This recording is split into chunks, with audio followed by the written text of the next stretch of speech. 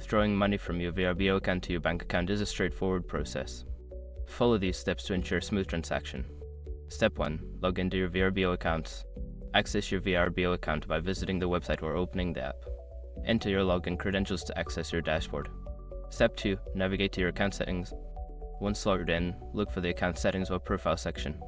This is usually found in the top right corner of the screen. Click on it to proceed.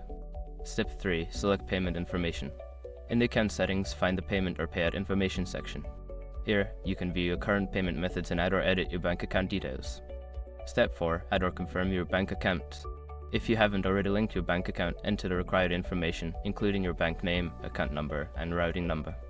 If your account is already linked, ensure that the details are correct. Step 5. Request a withdrawal. After confirming your bank account details, go back to your dashboard.